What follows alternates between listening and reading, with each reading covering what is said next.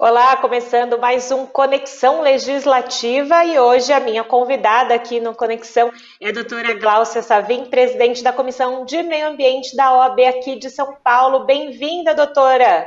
Obrigada, Julie. Obrigada. É um prazer estar aqui com você. E é um prazer também o Conexão Legislativa falar com um órgão tão importante aqui para o estado de São Paulo, que é a OAB. Para a gente começar, talvez as pessoas que estão nos assistindo nesse momento não saibam que dentro da OAB existem várias comissões, né? Cada uma cuidando de um aspecto, compilando aí dados de todo o estado de São Paulo, entendendo como funciona esses setores no estado de São Paulo. Então, para contar para essas pessoas que estão conhecendo agora a Comissão de Meio Ambiente da OAB, o que hoje a comissão está fazendo com relação ao estado de São Paulo, como que ela trabalha a comissão? Vamos lá, Julie, obrigada pela oportunidade de estar aqui divulgando o nosso trabalho na comissão. A nossa comissão, ela partiu de uma proposta que foi aceita pela presidência da OAB, de trabalhar com a Agenda 2030 da ONU. O que é a Agenda 2030? A Agenda 2030 é um compromisso programático de realização de 17 objetivos relacionados ao desenvolvimento sustentável, com 167 atividades que estão aqui relacionadas a esses objetivos. Só para dar um exemplo para as pessoas que estão nos ouvindo, então a gente tem objetivos que estão relacionados com a redução dos gases de efeito estufa e a evitação das mudanças climáticas, com a criação de cidades sustentáveis e com qualidade, recursos hídricos e saneamento, vida marinha. Então, são 17 objetivos relacionados ao desenvolvimento sustentável que a ONU está tentando implementar no mundo todo. Então, não é só no Brasil ou só em São Paulo. A gente buscou se aliar a esses objetivos e aí a presidência da Ordem foi muito sensível e nós conseguimos que a Ordem fosse signatária do Pacto Global da ONU. Então, hoje a Ordem dos Advogados do Brasil, secção São Paulo, é signatária do pacto e nós estamos buscando divulgar esses objetivos em todas as nossas subseções no estado inteiro. Então, nós estamos fazendo um trabalho de articulação com os presidentes das comissões de meio ambiente de todas as seccionais, para que juntos nós possamos divulgar esses objetivos da Agenda 2030, que, como eu falei, são objetivos globais e precisam ter adesão da sociedade, né, não só dos estados e das corporações, das associações, mas das pessoas como eu e você, né, que temos que fazer a nossa parte para viver num mundo melhor. Então, esse é o nosso guarda-chuva macro. E aí, as nossas ações, a gente busca, né, colocar dentro desse guarda-chuva macro, que são essas ações da Agenda 2030 da ONU.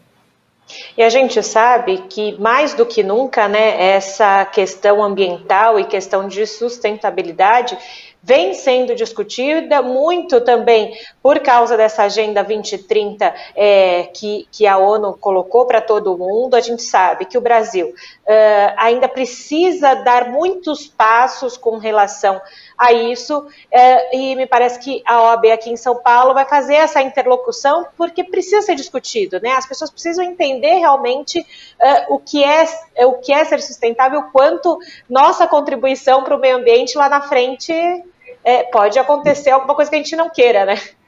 Você sabe, Julie, que quando nós fizemos a nossa proposta para adesão, a gente percebeu que a OAB de São Paulo e a OAB nacional também já tinham várias ações que estavam relacionadas aos objetivos, mas a gente não se apropriava, né, dos ODS, que são os Objetivos de Desenvolvimento Sustentável.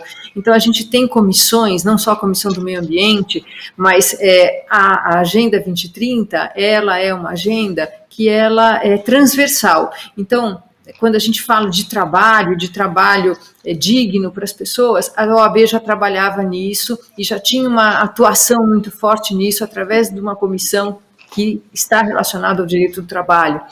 Quando a gente fala em igualdade de gênero, igualdade de oportunidades, a gente já também tinha uma comissão que estava tratando desse assunto.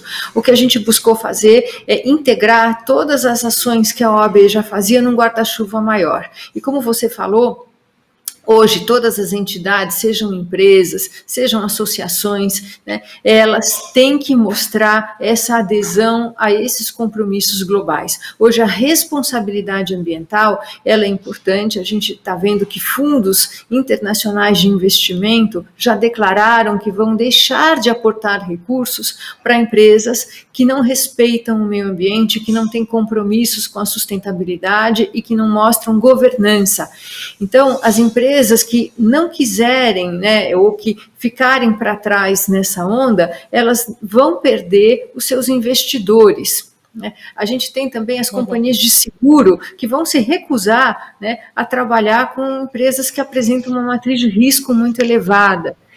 E a gente vê também que as instituições financeiras, elas vão buscar esse indicador de sustentabilidade na hora de financiar os projetos.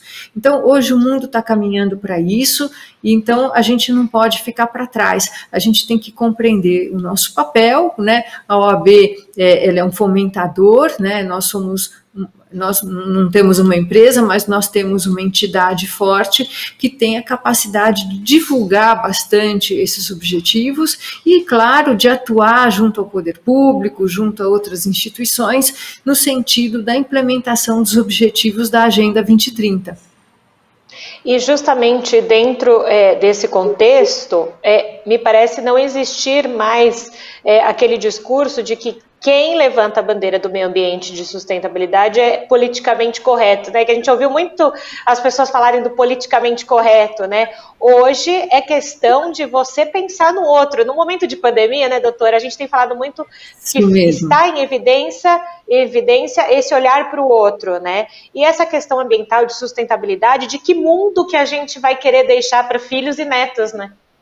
E para nós mesmos, porque eu vou falar uma coisa para você, Julie, nós já estamos vivendo as mudanças climáticas, então os céticos que me perdoem, mas nós já estamos vendo fenômenos climáticos extremos, né, incêndios, ondas de frio e de calor. A gente está vendo o derretimento das geleiras do Ártico, e isso vai mudar toda a perspectiva que a gente tem dentro dos oceanos, né, as marés, as correntes marítimas, as correntes aéreas que disciplinam o clima.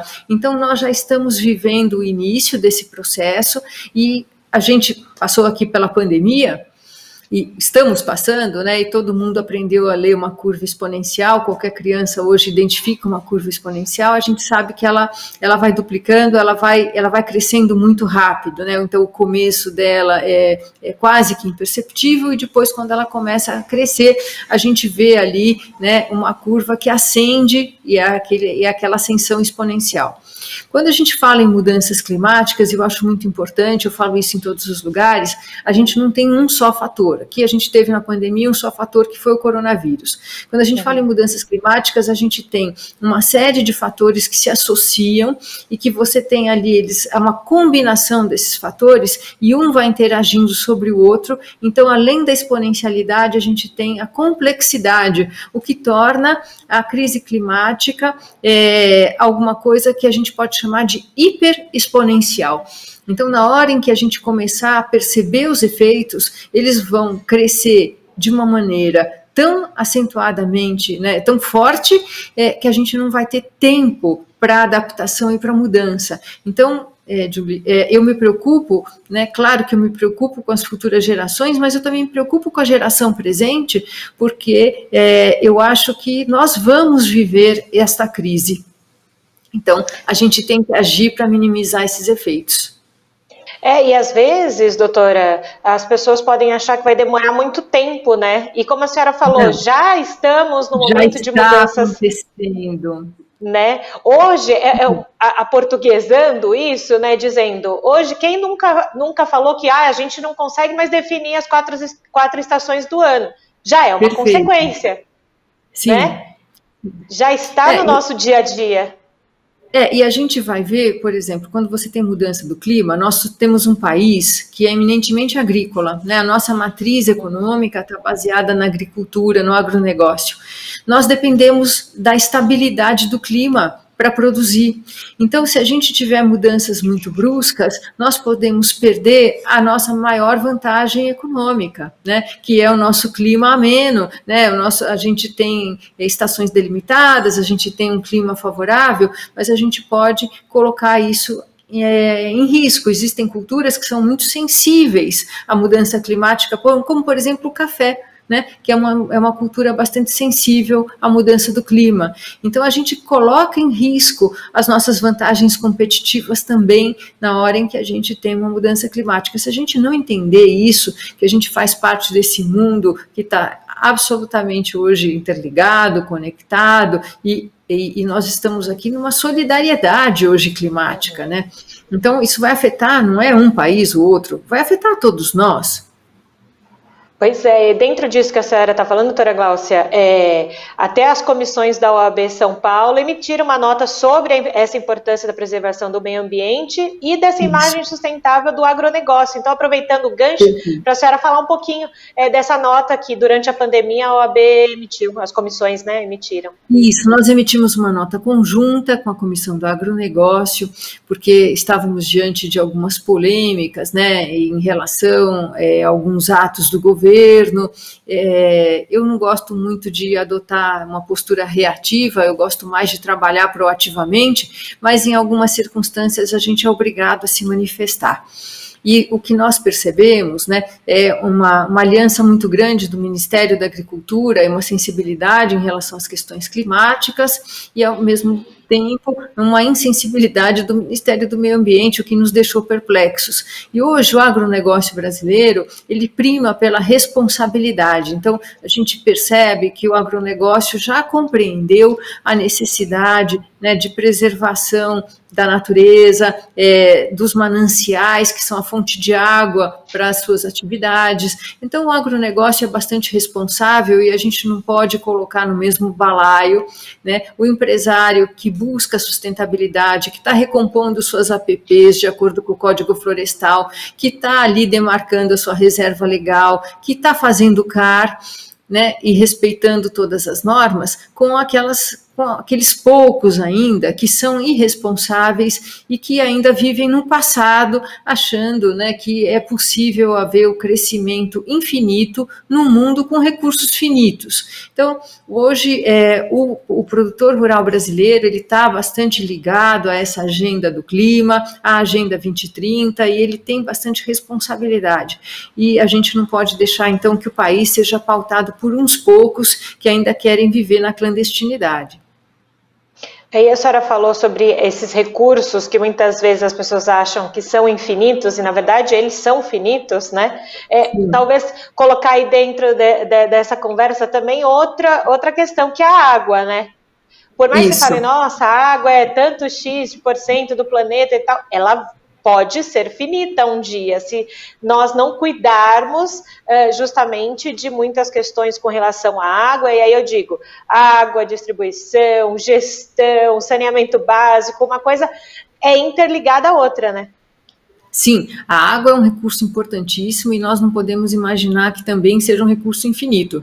A gente viu recentemente em São Paulo, há alguns anos, a crise hídrica, né? Nós tivemos a falta de chuva, né? Porque a nossa chuva, as águas de chuva, elas vêm numa corrente, um rio, né, aéreo, que a gente chama, que vem ali da Amazônia e cai aqui, né? E nós tivemos um período de crise hídrica e nós colocamos em risco a sobrevivência das nossas cidades. Então, a gente tem que entender que também um dos recursos mais sérios, né, e pode ser também objeto de uma próxima crise global, é a água, porque ele é um recurso que também é finito. A gente vê alguns países já em discussão, por exemplo, o Egito, né, que tem o Nilo, ele está discutindo com o vizinho dele, que é o Sudão do Sul, ali a questão do represamento da água. né? Porque se eles fizerem o represamento da água, o Nilo pode secar ali e deixar de irrigar aquelas terras todas que historicamente foram produtivas. Então, a gente vê que no mundo inteiro também essa questão de um recurso que é finito, ela é passível de discussão e pode ser, inclusive, um recurso que está ficando cada vez mais caro, né?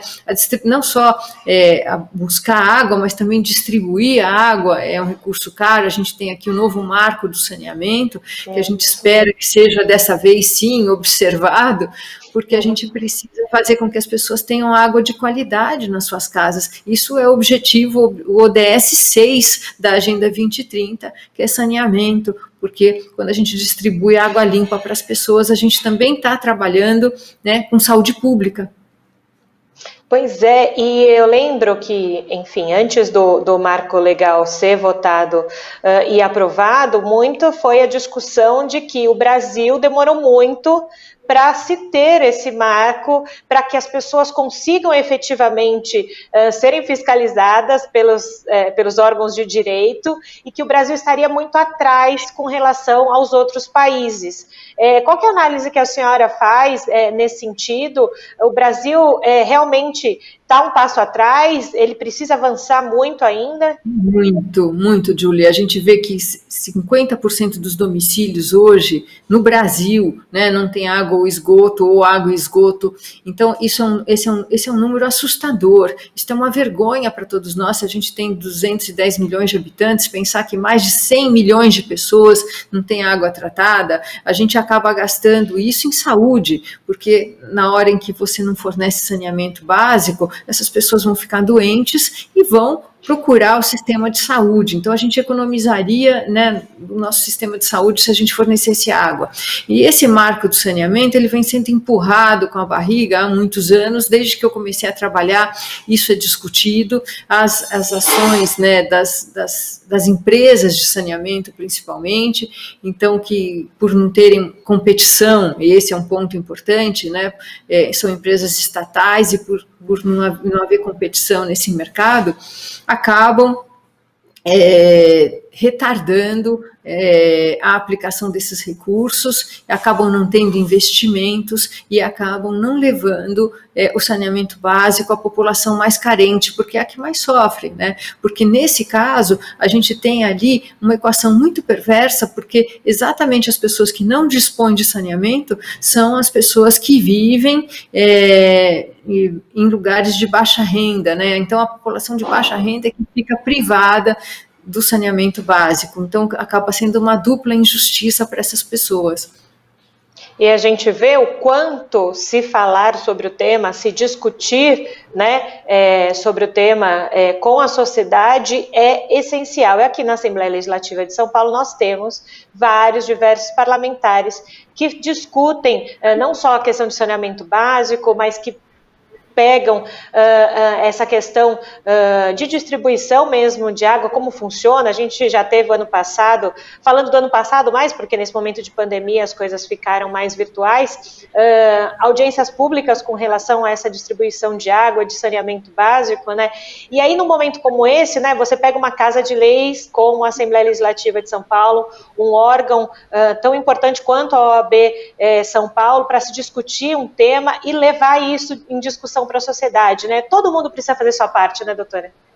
Nessa Todo discussão. mundo precisa fazer a sua parte, exatamente. Então, por isso é importante fazer essa divulgação dos objetivos do desenvolvimento sustentável, porque eles precisam da adesão das pessoas. Não adianta eu gostar, você gostar, uma meia dúzia achar importante, e a gente não ter adesão, porque quando a gente fala, né, por exemplo, em um dos ODS, que é consumo responsável, o cidadão está diretamente envolvido nisso, né? Quando a gente fala em reciclagem, o cidadão está diretamente envolvido nisso, porque todos nós geramos resíduos. Então, por mais espartana que seja a sua vida, né, você em algum momento vai gerar resíduo, porque você se alimenta, você faz alguma compra. Então, claro, todos nós geramos resíduo e a gente tem responsabilidade em relação às nossas compras. Até porque quando nós fazemos as nossas escolhas ali no supermercado, na loja, né, nós estamos dando um aval para aquele produto que foi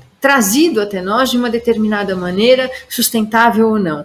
Então, quando a gente faz as nossas aquisições, a gente também está votando, de uma certa maneira, a gente está lá dando apoio para uma determinada iniciativa, né, industrial. Então, a gente também tem que mostrar que, com o nosso poder de compra, a gente também pode fazer essas escolhas e preterir, às vezes, um produto que, do ponto de vista de sustentabilidade, ele não traz um retorno para a sociedade. A gente deve aprender a fazer isso. E é muito, muito interessante que quando a gente fala em sustentabilidade, a gente está querendo dizer várias coisas, né? Como a senhora acabou de falar, o consumo também pode ser sustentável. Não é, por exemplo, só ter separar o lixo, né? Ou viver de um modo ou de outro, né?